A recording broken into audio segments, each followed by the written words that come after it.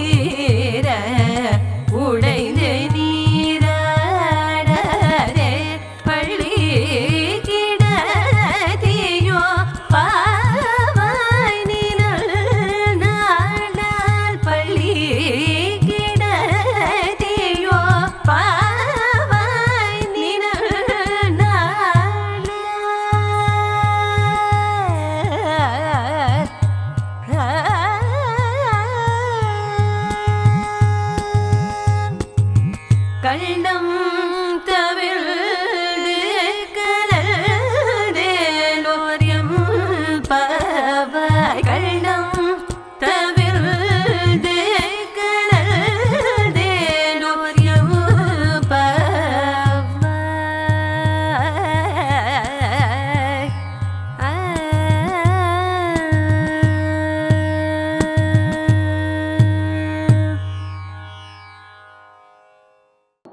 மார்கழி மாதத்தில் நாளுக்கு ஒரு பாசுரம் என்கின்ற கணக்கில் ஆண்டாள் 30 நாட்களுக்கு 30 பாசுரங்கள் பாடினாள். காரணம் என்ன? கண்ணனை வரிக்க வேண்டும், அவனோடே இருக்க வேண்டும் என்கின்ற ஒரு ஆசை அவள். அதற்கு தக்கவாறு தான் மட்டும் அனுபவித்தால் அது அனுபவமாக இருக்காது, ஒரு கோஷ்டியாக அனுபவிக்க வேண்டும் என்பதற்காக தன் தோழிமார்களை எழுப்புகின்றாள். அந்த கிரமத்தில் 8வது பாசுரம், மொத்தத்தில் 13, ஆனால் கிரமத்தில் 8. இந்த பாசுரத்தில் கண்ணனை பாவிப்பதாகவும் கொள்ளலாம், ராமனை பாவிப்பதாகவும் கொள்ளலாம், நிருசிம்மனை பாவிப்பதாகவும் கொள்ளலாம். அப்பேற்பட்ட பாசுரம். அந்த பாசுரத்தின் ஆழ்பொருளை ரசிப்போம். புள்ளின் வாய் கீண்டானை. புல் ஏற்கனவே புல்ல பத்தி சொல்லியாச்சு. எந்த பாசுரம்? 6வது பாசுரத்துல சொல்லியாச்சு. இப்ப இங்க ஒரு புல், அங்க கருடனை பத்தி சொல்லியாச்சு. புல்லரையன் கோயில், புட்களுக்கு பட்சிகளுக்கு அரசனாக இருக்கக்கூடிய அந்த கருடனுடைய கோவில். அப்ப கருடனை பத்தி சொல்லியாச்சு, சிறந்து இருக்கக்கூடிய ஒரு பட்சி. ஆனா இங்க வேற ஏதோ பட்சி, புல்லின் வாய் கீண்டான. இப்ப கிருஷ்ணாவதாரத்தில் புல்லின் வாய், அதாவது பக்ஷியின் உருவம் கொண்டு வந்தவனுடைய வாயை கீண்டானை, பகனை கொண்டு முடித்த அந்த பெருமை கிருஷ்ணனுக்கு உண்டு. அந்த பகன் போட்டு எல்லாரையும் படுத்திட்டு கொத்திட்டு, அப்போ அந்த புல்லின் வாய் கீண்டானை. புல்லான பக்ஷியோடு சம்பந்தம் பெற்ற ராமாவதாரம்னு சொன்னது யாரு? அப்ப அந்த ஜட்டாயுவை கொண்டு முடிச்சது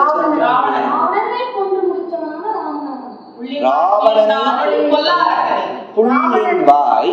இல்ல, ராமாவதாரத்துல புள்ளின் வாய்னா யாரு? புள்ளின் வாய் கீண்டானை பொல்லாவரக்கனை வச்சுக்கலாம். இன்னொரு பக்ஷியோட ராமாவதாரத்துல சம்பந்தம். சம்பாதி. சம்பாதிக்கு அவர் என்ன பண்ணார்? சம்பாதிக்கு ராமநாமம் சொன்னோன்னு சிறகு முளைச்சது பறந்து போயிட்டார். காக்கா உருவத்துல வந்தா இல்லையா இந்திரனுடைய பிள்ளை? அப்ப ராமாவதாரத்துல காக்கை உருவில் வந்த இந்திரனுடைய பிள்ளையின் கண்களை பறித்தவர், ஒரு கண்ணை. அதனால சித்திரகூட திருப்பங்கிற பாசுரத்தை அத்திரமே அதன் கண்ணை அறுத்ததும் ஒரு அடையாளம், ஒரு கண்ணை எடுத்துட்டார். அதே மாதிரி ஜடாயுவை வந்த புள்ளின் வாய், அந்த புல்லான ஜடாயுவை பிளந்தானை, அந்த ராவணனை கொன்று தீர்த்தவர் அப்படின்னு வச்சுக்கலாம். கிருஷ்ணாவதாரத்துல பகாசுரன், நிருசிம்மாவதாரம்னா சரபத்தினுடைய அந்த சிறகுகளை வெட்டி கிளைந்தவன். புள்ளின் வாய் கீண்டானை அப்படின்னா நிருசிம்ம சம்பந்தம், ராம சம்பந்தம், கிருஷ்ண சம்பந்தம் இவ்வளவு இருக்கு. புள்ளின் வாய் கீண்டானை பொல்லா வரக்கனை கிள்ளி களைந்தானை. இப்ப இந்த கிள்ளி களைந்தானை நம்ம பக்கனோட சம்பந்தப்படுத்தக்கூடாது. கிள்ளி களைந்தானை கீர்த்திமை பாடி போய், அந்த கிள்ளி கிளைந்தானை ராமர் எப்படி வச்சுக்கலாம்? இது ராமரோட சம்பந்தம் பெற்றது எப்படி? சரி, அப்படி அங்குல்ய கிரேண தான் ஹன்யான் இச்சன்னு ஹரிகணேஸ்வர அவருக்கு நிருசிம்மாவதாரம் ஞாபகம் வந்துருத்தோ. ஆனா இப்ப நிருசிம்மாவதாரத்துல பொல்லாவரக்கனை கிள்ளி களைந்தானேன்னா யாரு? நிருசிம்மாவதாரத்துல ஹிரண்யகசிபு நகத்தால பிளந்தார். ராமாவதாரத்துல ராவணன் அவருடைய 10 தலையையும் கிள்ளி களைந்தானே. இப்போ ஒரு தலையா ராமர் எடுத்தாரா, இல்லாட்டா எல்லாத்தையும் சேர்த்து வச்சு எடுத்துட்டாரா? ஒரு தலையா எடுத்தார். ஆனா ஆழ்வார் 10 தலையும் ஒரு கொத்து என உதித்த திரளோன்னு தேசிகன் எடுத்தார். ஒரு கொத்தா எடுத்துட்டாராம். தனித்தனியா எடுத்தாருன்னு ஒரு அர்த்தம். ஒரு கொத்தா எடுத்துட்டார். ஏன் சார் ஒரு கொத்தா எடுக்கணும் அப்படின்னு கேட்டா, வலி ஒரு தடவையோட போகும் இல்லையா? இப்போ ஒரு தடவையோட வலி போகும். பாவம் சித்திரவதை பண்ற மாதிரி ஒரு தலையை விட்டுட்டு வலிக்கிறதா, இன்னொரு தலையை விட்டுட்டு வலிக்கிறதா அப்படின்னு கேட்கறது போல எல்லாத்தையும் ஒன்னா எடுத்துள்ளாரு. ஒரு கொத்து என உதித்த திரளோன். அந்த மாதிரி புள்ளின் வாய் கீண்டானை பொல்லா வரக்கனை கிள்ளி களைந்தானை அவனுடைய கீர்த்திமை, அவனுடைய பெருமையை பாடிப்போய், நிருசிம்மனுடைய பெருமையை பாடிப்போய், ஷரபத்தினுடைய அந்த சிறகுகளை வெட்டி களைந்த நிருசிம்மனுடைய பெருமையை பாடிப்போய், ஷரபத்தினுடைய அந்த ரெக்கைகளை கிள்ளி ஹிரண்யகசிபுவின் அந்த வயிற்றை தன் நகங்களால் பிளந்த நிருசிம்மனுடைய கீர்த்திமை பாடிப்போய், ராமனாக அந்த இந்திரனின் பிள்ளையான காகத்தின் கண்ணை பிளந்தவன், எடுத்தவன். அதே சமயத்தில் ஜடாயுவின் சிறகை எட்டி கிளைந்த அந்த ராவணனை கொன்று தீர்த்தவர், ராமனுடைய பெருமையின் கீர்த்தியை பாடிப்போய், பகனாக ஒரு கொக்கு உருவில் வந்த பகாசுரனுடைய வாயை பிளந்தானான கண்ணனுடைய பெருமையை பாடிப்போய், கீர்த்திமை பாடிப்போய். சரி, இதெல்லாம் யார பாட போறோம்னு சொல்லியாச்சு. மேல சொல்றா, பிள்ளைகள் எல்லாரும் பாவை களம் புக்கார். நான் இத்தனை நாளா எந்தெந்த பெண்களை கூட்டுன்னு வந்திருக்கேனோ பிள்ளைகள் எல்லாரும் பாவை களம் புக்கார். பாவை களம்னு சொன்னா எந்த இடத்துல நோம்பு நோக்கக்கூடிய இடமோ அந்த இடத்த புக்கார், அங்க போய் சேர்ந்துட்டான்.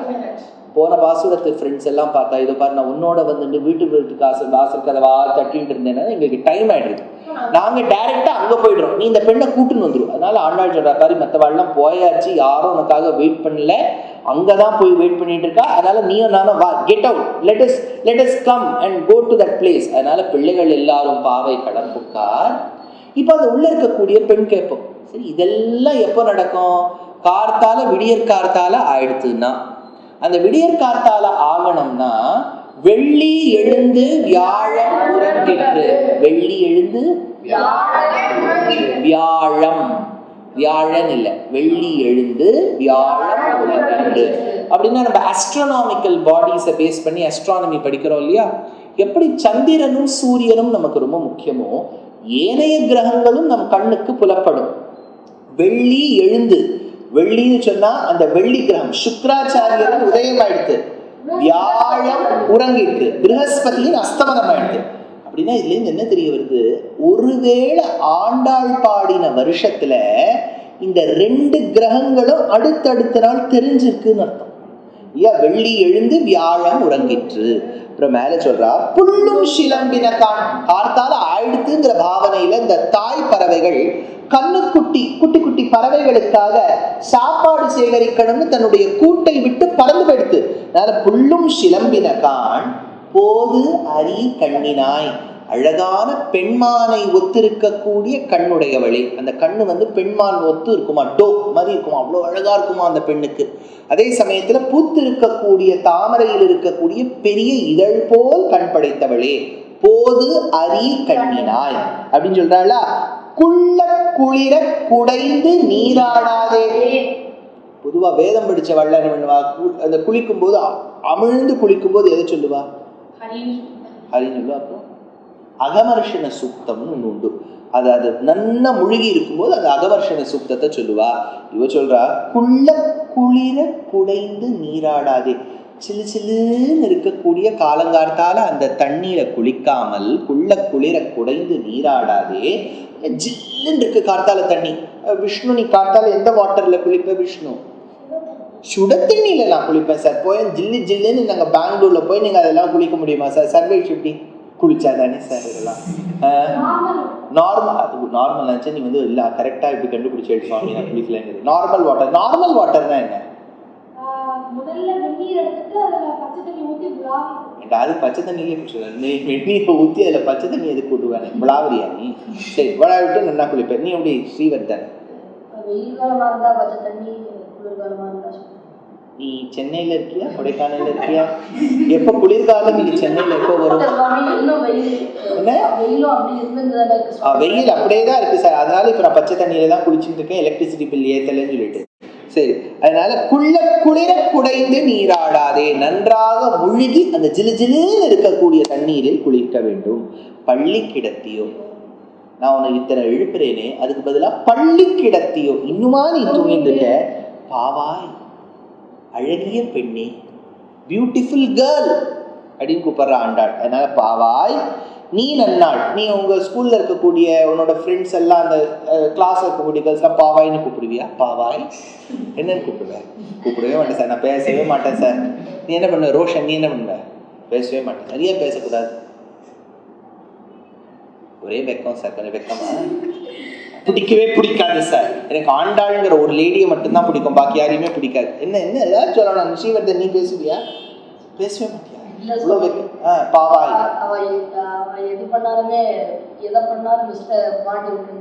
ஐயோ மிஸ் கிட்ட மாட்டி விட்டுருவாளா? பாத்தியா பெண்களே, அப்படிலாம் ஸ்ரீவர்தனை மாட்டி விடாதவங்க ரொம்ப நல்ல பையன், இனிமேலேருந்து பேசிடுவான். அதனால இப்போ மாட்டி விடாத போது நீ என்னது பேசலாம் இல்லையா?